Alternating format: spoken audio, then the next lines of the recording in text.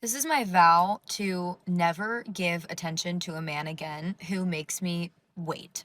I'm so sick of the amount of men that want to do this and want to take you out and want to make it happen. Do it. I'm just so sick of having to hold these guys' hands to show them how they're supposed to treat me and what they're supposed to do. And then feeling crazy for thinking that they should have their shit together and know what they're doing. And I know it's not every man that does this, but there's way too damn many that do. Like, we're too grown for this. I don't wanna know if you're playing me, keep it on the low. Average women have the equivalent sexual pull as a male celebrity.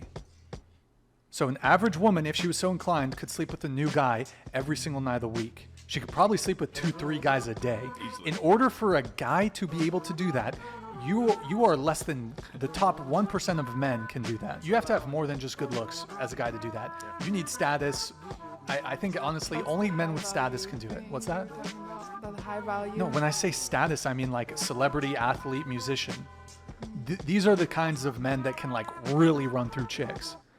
But like an average chick could basically have the same sexual pull as like a top tier dude, really top tier dude. Average guy working at Starbucks. No, He ain't getting laid. That shit is easy for you guys. Do you disagree? I mean, Okay, it's your lucky fucking day. I am going to show you my Hinge. I actually do pretty well on Hinge, and that's partially because I'm catfishing everyone. Kidding. I really make my profile very soft, gentle even. You would never know that I spend a lot of time on the internet talking about sex and doing it for the plot. That's because that's my internet personality, and I think it's important to show your true personality. And technically, I am drinking, so that is my true personality. This is my first photo, really soft, gentle, French onion soup. And if we really want to analyze it, the fact that I'm looking off camera and that I'm smiling is just very disarming. It's welcoming. It's also kind of playful. Like you don't know really what's going on. Not that anyone's really thinking that much about my photo, but anyway. So then my answer is I go crazy for a dance floor, which is true. I love to rage. I put another photo of me smiling, laughing, looking off into the distance. Funny thing about this photo, it's me in nature, which like I'm from New York City, born and raised. Like I don't do nature, but it's just like, it's a catfish. So then I put me with some girlfriends taking shots, and I put this, which is that I speak Spanish fluently, and that little Argentinian flag. I think it's important to have prompts that people can respond to. This one is always like, are you gonna teach me Spanish? No, bitch, do I look like Rosetta fucking Stone? But regardless, like it's a nice conversation starter. Except one guy was like, are you from Brazil? And I was like, that's an Argentinian flag. And they speak Portuguese. Okay, here's another photo of me smiling, looking off into the distance. Listen, guys, I have tons of thoughty-ass pics, tons of pictures from photo shoots. That used to be my profile, but I think that can be really intimidating for a guy to see. And he'll make assumptions about you that you're a model or an influencer, and there's absolutely nothing wrong with those things. But men have fragile egos. And also, I just think it's important to show that you're like a chill girl, even though I'm not chill at all. It's nice to pretend. Then I wrote, believe it or not, I make card games. Another great question for them to kind of like bounce off of. Instead of saying that I'm an influencer, like I like that I just can just be like, I make games.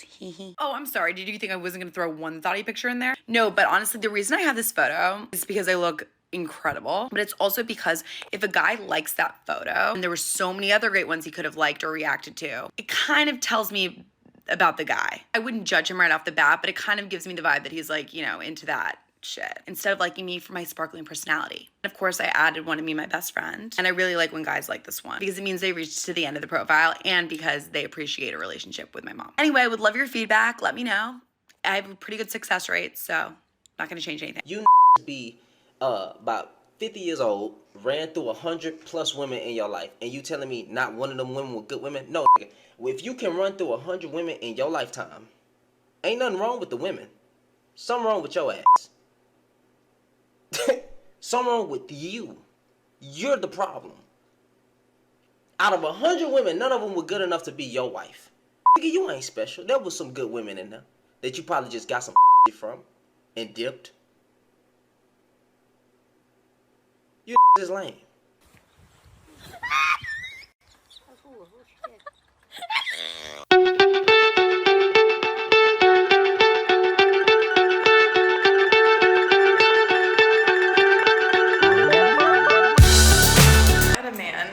Literally texted me do you want to go on a date this week? And I'm like, oh, yeah, a date. Are you kidding me?